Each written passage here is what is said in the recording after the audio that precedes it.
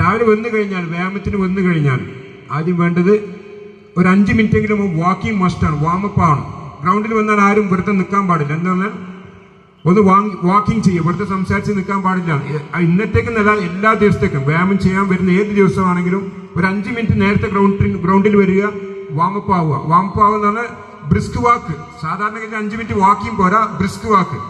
Brisk വാക്ക് എന്ന് പറഞ്ഞാൽ കൈകൾ ശരിക്കും വീശിയിട്ട് ഒരു മിനിറ്റിനകത്ത് നിങ്ങൾ 120 മുതൽ 140 വരെ സ്റ്റെപ്പ് എടുക്കണം.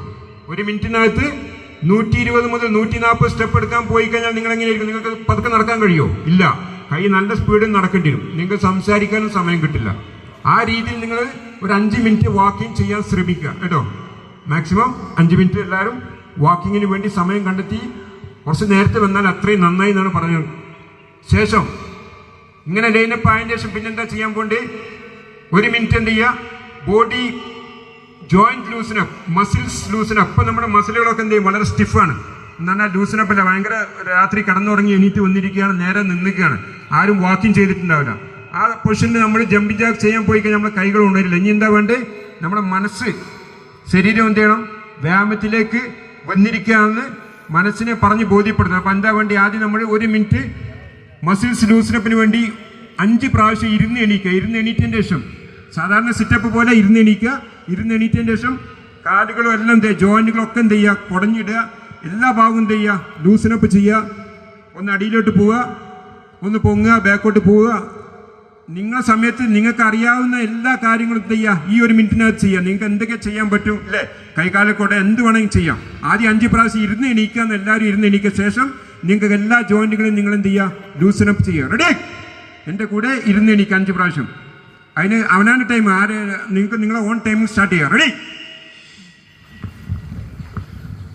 സാധാരണ നമ്മൾ സിറ്റപ്പിലൊക്കെ ഇരിക്കുന്ന പോലെ എങ്ങനെ വേണമെങ്കിൽ ഇരുന്ന് എണീറ്റാൽ മതി കേട്ടോ. ഒരു 5 പ്രാവശ്യം ഇരുന്ന് എണീക്കുക.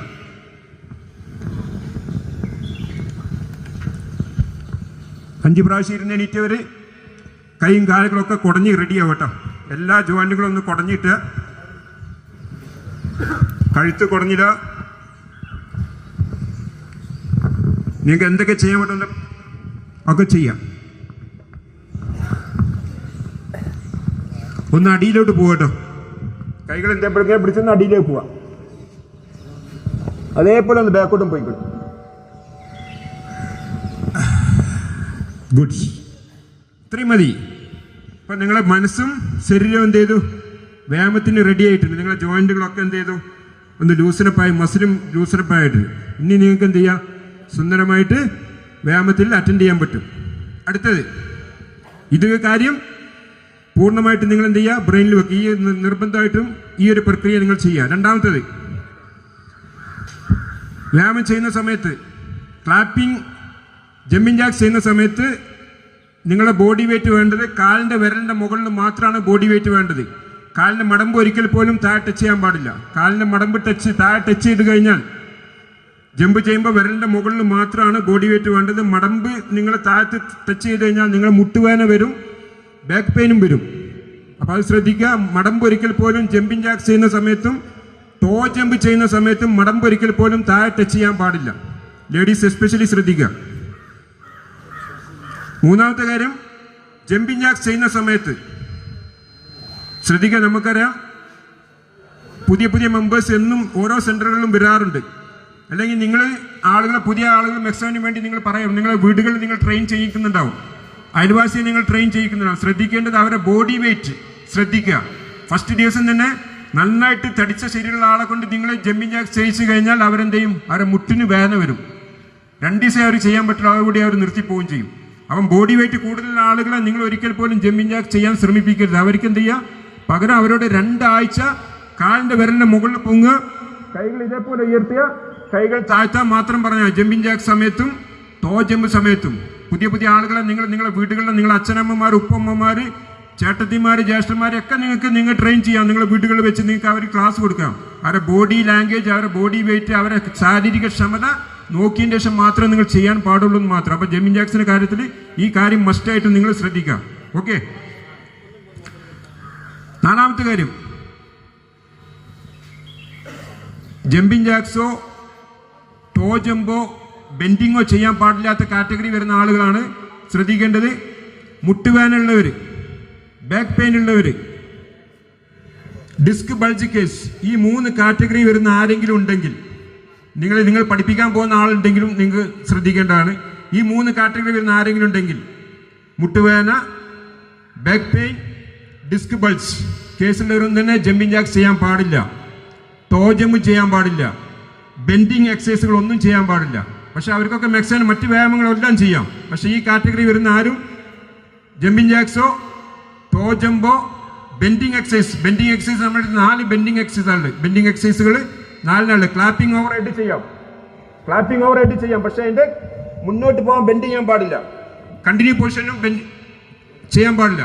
സിംഗിൾ ലോക്ക് ബാക്ക് ബെൻഡ്, അതിന്റെ കണ്ടിന്യൂ പൊസിഷനിൽ താഴ്ത്തു പോകുന്നത് അതും ഒഴിവാക്കുക. ഈ 4 പൊസിഷനും മസ്റ്റായിട്ട് ഒഴിവാക്കുക. കൂടാതെ ഫസ്റ്റ് പൊസിഷനിൽ ബോഡി സൈഡ് ബെഞ്ച് ഇതും ഒഴിവാക്കുക. അങ്ങനെ 5 പൊസിഷനും എന്ത് ചെയ്യുക? ബാക്ക് പെയിൻ വരുന്നവർ, മുട്ടുവേനുള്ളവർ, ഡിസ്ക് ബൾജ് കേസ്. ഇപ്പോൾ ഡിസ്ക് ബൾജും ബാക്ക് പെയിനാണ് മെയിനായിട്ട് ശ്രദ്ധിക്കേണ്ടത്. മുട്ടുവേനുള്ളവർക്ക് പ്രയാസമില്ല എന്നുണ്ടെങ്കിൽ മാത്രം എന്ത് ചെയ്യുക? അവർക്ക് ബെൻഡിങ് ചെയ്യാവുന്നതാണ്. മുട്ടുവേനും കൂടെ ശ്രദ്ധിക്കുക. നിങ്ങൾക്ക് ബെൻഡ് ചെയ്യുന്ന സമയത്ത് എന്തെങ്കിലും പ്രയാസം ഉണ്ടെങ്കിൽ ആ ബെൻഡിങ് നിങ്ങൾക്ക് ഒഴിവാക്കേണ്ട, മുട്ടുവേനക്കാർക്കുള്ളതാണ് പറഞ്ഞത്. ഓക്കെ, അപ്പോൾ ഈ കാര്യങ്ങൾ നിങ്ങൾ ശ്രദ്ധിക്കുക. നമ്മളെല്ലാവരും ഇതിൻ്റെ ട്രെയിനേഴ്സാണ്. നിങ്ങൾ ഈ കേൾക്കുന്ന കാര്യങ്ങൾ മെക്സാനെ സംബന്ധിച്ച് വളരെ സിമ്പിളാണ്. ഈ കാര്യങ്ങൾ നിങ്ങൾ ബ്രെയിനിൽ ഇടുക. നിങ്ങൾ ആരെയും പഠിപ്പിക്കുന്നുണ്ടെങ്കിൽ ഈ കാര്യങ്ങൾ നിങ്ങൾ അവർക്ക് പറഞ്ഞു കൊടുക്കേണ്ടതാണ്. ഇത് മൂലം ഇതേപോലെയാണ് പ്രവർത്തിക്കേണ്ടത്. അടുത്തത്, മെക്സാനിൽ നീ റൊട്ടേഷൻ എന്ന് പറയുന്നത് 180 ഡിഗ്രിയാണ്. മുട്ട് 180 ഡിഗ്രിയിലാണ് നമ്മൾ എന്ത് ചെയ്യുന്നത്? റൊട്ടേഷൻ ചെയ്യുന്നത്. 360 ഡിഗ്രി നമ്മൾ ഒരിക്കൽ പോലും റൊട്ടേഷൻ ചെയ്യാൻ പാടില്ല. അങ്ങനെ ആരെങ്കിലും തെറ്റായിട്ട് റൊട്ടേഷൻ ചെയ്യുന്നുണ്ടെങ്കിൽ നിങ്ങൾ അങ്ങനെ ചെയ്യാൻ പാടില്ല. ചെയ്തു കഴിഞ്ഞാൽ നിങ്ങൾ മുട്ടിന് സാരമായിട്ടുള്ള പരിക്ക് വരാൻ സാധ്യതയുണ്ട്. പരിക്ക് വരും. അപ്പോൾ എന്താ ശ്രദ്ധിക്കേണ്ടത് വെച്ചാൽ പൂർണ്ണമായിട്ടും മുട്ടിനെ പിന്നോട്ട് തള്ളിപ്പിടിച്ചുകൊണ്ട് മുട്ടിന്റെ നീ ക്യാപ്പ് പൂർണ്ണമായിട്ടും പിന്നോട്ട് തള്ളിപ്പിടിച്ചുകൊണ്ടാണ് നമ്മൾ ചെയ്യേണ്ടത്. ഇതാണ് പൊസിഷൻ. ഈ പൊസിഷന് സ്റ്റാർട്ട് 1 എന്ന് പറയാൻ ലെഫ്റ്റ് സൈഡിൽ നിന്ന് റൈറ്റ് പോകുന്നില്ലേ? സ്റ്റാർട്ട് 1 ഇതാ. ഇവിടെ സ്റ്റോപ്പ് ചെയ്യുന്ന സമയത്ത് ഓരോ കൗണ്ടിങ്ങിലും എന്ത് ചെയ്യും? നമുക്ക് ഒരു മിനിറ്റ് അല്ലെങ്കിൽ ഒരു സെക്കൻഡ് പോസിങ് കിട്ടും. ആ പോസിങ് കിട്ടുന്ന സമയത്ത് സ്റ്റോപ്പ് ചെയ്യുന്ന സമയത്ത് എന്ത് ചെയ്യുന്നു? മുട്ട് പൂർണ്ണമായിട്ട് പിന്നോട്ട് തള്ളിപ്പിടിച്ചിരിക്കണം. ഈ പൊസിഷന് വീണ്ടും ഈ പൊസിഷനോട്ട് തന്നെ വരണം. ഇവിടെ 2 ഓരോ പ്രാവശ്യം മുട്ട് പൂർണ്ണമായിട്ട് പിന്നോട്ട് തള്ളിപ്പിടിക്കണം. ചെയ്യുന്ന തെറ്റ് ഇതിൽ വരുന്ന മിസ്റ്റേക്ക് ലേഡീസ് എസ്പെഷ്യലി ശ്രദ്ധിക്കുക. നിങ്ങൾ ഒരിക്കൽ പോലും മുട്ട് മുന്നോട്ട് വെച്ച് ഇങ്ങനെ ആരെങ്കിലും ചെയ്തു കഴിഞ്ഞാൽ നിങ്ങൾക്ക് ഡാമേജ് വരും. മുട്ട് മുന്നോട്ട് വെച്ചുകൊണ്ട് ഇങ്ങനെ ചെയ്യുന്ന കുറച്ച് ആളുകൾ ഉണ്ടാകും ഒരു പക്ഷേ.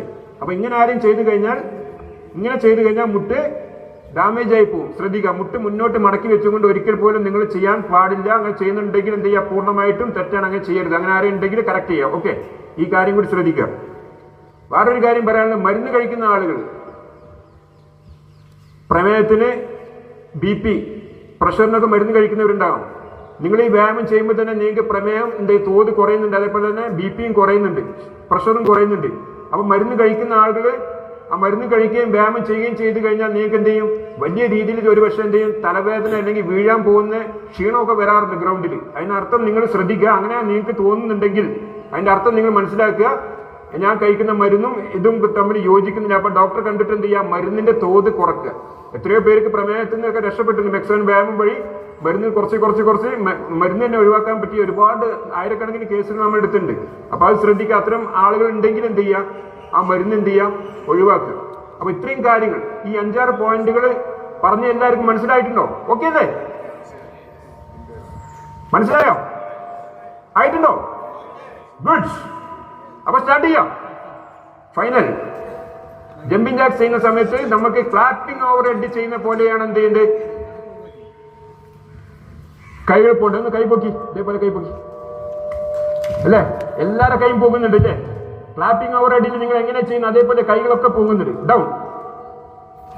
എത്ര ഫ്രീ ആയിട്ട് നിങ്ങളെ കൈകൾ പോകുന്നത്. ഇതാണ് പൊസിഷൻ ജമ്പിങ് ജാക്സിന് വേണ്ടി. പക്ഷെ നമ്മൾ തെറ്റായിട്ട് ഇങ്ങനെ ചെയ്യുന്ന കുറച്ച് ആളുണ്ടാവും. ജമ്പിങ് ജാക്സിന് ഈ ഒരു പൊസിഷൻ ഇല്ല. നിങ്ങൾ പൂർണ്ണമായിട്ടും ക്ലാപ്പിംഗ് ഓവർ ഹെഡ് ചെയ്യുന്ന പോലെ എന്ത് ചെയ്യുക? കൈകൾ ഉയർത്തി താഴ്ത്തുക. ഞാൻ പറഞ്ഞല്ലോ, നിങ്ങളെ ശാരീരിക ക്ഷമത നോക്കി മാത്രമാണ് വ്യായാമത്തിൽ ഏർപ്പെടേണ്ടത്. ജമ്പിങ് ജാക്സ് എല്ലാവർക്കും ലീഡർ ചെയ്യുന്ന പോലെ 60 അല്ലെങ്കിൽ 50 ചെയ്യേണ്ട ആവശ്യമില്ല. നിങ്ങൾക്ക് എത്ര ചെയ്യാൻ പറ്റുന്നത് 5, 10, 20, 25 നിങ്ങളുടെ ശാരീരിക ക്ഷമത, പ്രായം ഒക്കെ ആരോഗ്യസ്ഥിതിയൊക്കെ കണക്കാക്കി നിങ്ങൾക്ക് ചെയ്യാവുന്നതാണ്. ശേഷം നിങ്ങൾക്ക് എന്തെങ്കിലും പ്രയാസം ഉണ്ടെങ്കിൽ വിരലിന്റെ മുകളിൽ പൊങ്ങുക, കൈകൾ താഴ്ത്തുക. അത്ര ചെയ്താൽ മതി. വിരലിന്റെ മുകളിൽ പൊങ്ങുക, കൈകൾ താഴ്ത്തുക കേട്ടോ. പ്രയാസപ്പെട്ട ആരും ഒരു വ്യായാമം ചെയ്യരുത്. ലേഡീസ് ഒക്കെ അങ്ങനെ തന്നെ. എന്തെങ്കിലും പ്രയാസം എന്ത് ചെയ്യാം, വിരലിന്റെ മുകളിൽ പൊങ്ങുക. വിരലിന്റെ മുകളിൽ പൊങ്ങുക എന്നുള്ളത് മസ്റ്റാണ്. നിങ്ങളുടെ ബോഡി വെയിറ്റ് വിരലിന്റെ മുകളിൽ പൊങ്ങണം. എന്നാൽ തന്നെ നിങ്ങൾക്ക് ജമ്പിങ് ജാക്സ് ചെയ്തതിന്റെ ഗുണം കിട്ടി. കാരണം നമ്മൾ മസിലുകൾ എന്തെങ്കിലും സ്ട്രെങ്തനിങ് ചെയ്യുകയാണ്. അപ്പോൾ വിരലിന്റെ മുകളിൽ പൊങ്ങുക, കൈകൾ പൂർണ്ണമായിട്ട് മുകളിലോട്ട് വലിച്ചു പിടിക്കുക, താഴ്ത്തുക. അത്രയും ചെയ്താൽ മതി. ജമ്പിങ് ജാക്സിൽ എന്തെങ്കിലും പ്രയാസമുള്ള വരും. ഓക്കെ, പറഞ്ഞ കാര്യങ്ങളൊക്കെ എന്ത് ചെയ്യുക, നിങ്ങൾ ബ്രെയിനിലോട്ട് ഇടുക. ഈ കാര്യങ്ങളാണ് നിങ്ങൾക്ക് എന്ത് ചെയ്യുക ഇനി ഫ്യൂച്ചറിൽ ചെയ്യുമ്പോൾ ശ്രദ്ധിക്കേണ്ടത്. റെഡി?